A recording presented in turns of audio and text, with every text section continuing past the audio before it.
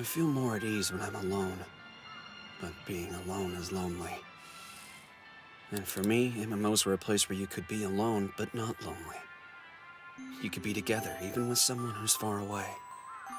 I want you to think back to the first time you played an MMORPG. It could be anything. World of Warcraft, Final Fantasy XIV, or any number of the many MMOs that got discontinued. That feeling you felt when you first leveled up, when you formed your first party, or made your first friend through the game. The overall great feeling you felt that only your first MMO could make you feel. Maybe you had a friend in that game that you wanted to meet one day but never did. Or maybe you just had a friend that helped you come out of your shell. Or maybe you met someone through that who, whether they knew it or not, left a changing impact on your life for the better.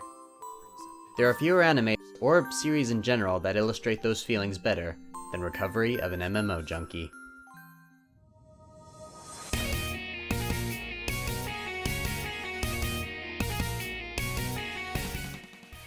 At first, it probably doesn't look that way. It starts off with our main character, Morioka Moriko, who had just quit her job and decided to dedicate her life to becoming a NEET. So all she does is sleep, eat junk food, and play online games all day.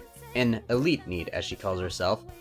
How she's able to live a lifestyle like that, I don't know, but that's not the main focus. Anyway, so she starts up a new MMO called Fruits de Mer, and I hope I am saying that right. She creates a male warrior named Hayashi, she meets a healer named Lily, and they form a cute in-game relationship. Meanwhile, Morioka herself makes efforts to break out of her comfort zone and try and overcome her social phobias. Before watching this, I'd seen a good deal of MMO-based anime, like Log Horizon, Dot Hack, and Sword Art Online. So what I found interesting about this MMO-based anime is that the primary setting isn't in the game itself. Now they definitely show it, but the main focus seems to be our main characters taking a step forward in life. Particularly with establishing relationships with some of our other characters. Speaking of which, one of the things I like about this anime is that the characters in it feel like actual people as opposed to your typical anime tropes. Our main characters outside the MMO are Morioka, Sakurai, who plays Lily, and Koiwai, a former coworker to Morioka and the best friend to Sakurai. I think people who watch this probably either know someone who is like one of these characters, or probably even are one themselves. All of the main characters are identifiable and thus easy to understand and gravitate towards, giving the anime a very, for lack of a better word, organic feeling. This anime feels natural, the plot points are very character-driven, but nothing feels forced. I kept expecting to see some over-the-top action scene or some overly fanservice-y scene, and yeah, we get a little of that in the OVA epilogue, but in the main story, everything here is kept pretty low-key.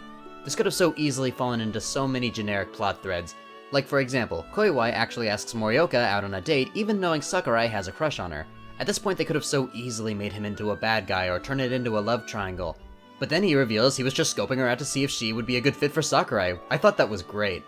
I think Koiwai might be my favorite character in this show. I like that he's helping our two main characters come out of their shells, but he's doing it in a way that's forceful, but not in a jerky way. Some of the best moments in the series actually come from when he starts playing Fruits de Mer with Mori and Sakurai. Hey guys, I'm back! Hi there. Welcome back.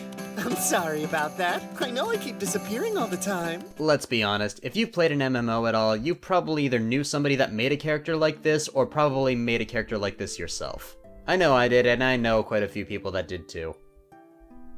If there were some things I would nitpick, I think the supporting characters should have gotten a little bit more focus. The guild members in the MMO all have interesting personalities and unique designs, but with the exception of Kanbei, none of them are given a lot of screen time. Which is a shame, because this feels like an anime that'll only have a season-long lifespan, so it feels like a missed opportunity. This anime is already pretty short compared to the average, at only 10 episodes and an OVA that pretty much just exists for fluff. Also, I know this is a bit of a weird thing to gripe about, but for an anime called Recovery of an MMO Junkie, I haven't really seen too much recovery. If anything, I feel the more appropriate title of this is The Relapse of an MMO Junkie. I don't know, maybe that's why some people refer to it by its Japanese name.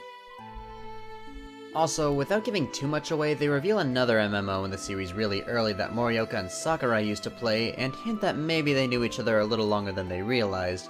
I'm sure a lot of us can figure it out, but I won't give it away, but I feel like this is kind of a stretch.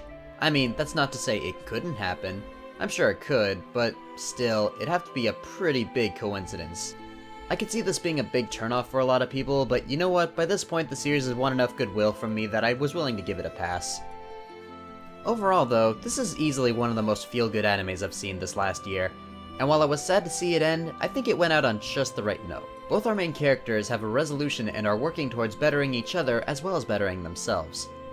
It's not a big story by any means, but it's not supposed to be. It's just a slice of life about these two adults trying to help themselves get better. And I think that's where the real recovery starts, where the anime ends.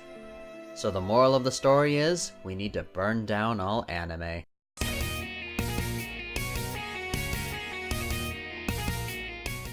Hey guys, thank you so much for watching my first anime review. If you want to check out more of my content, make sure you subscribe so you won't miss the next video.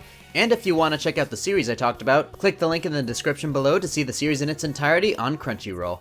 Also, major shout out to Megami33 for letting me use her cover of the MMO Junkie opening. If you want to check it out in its entirety, click the link on the annotation and you can check it out on her channel here. If you like this video, consider supporting us on Patreon. And before we go, I'm actually going to do some experimenting here. So I'm going to use that thing that YouTube does where it randomly links you to one of my videos. So I'm going to use that and check it out, see what video it links you to.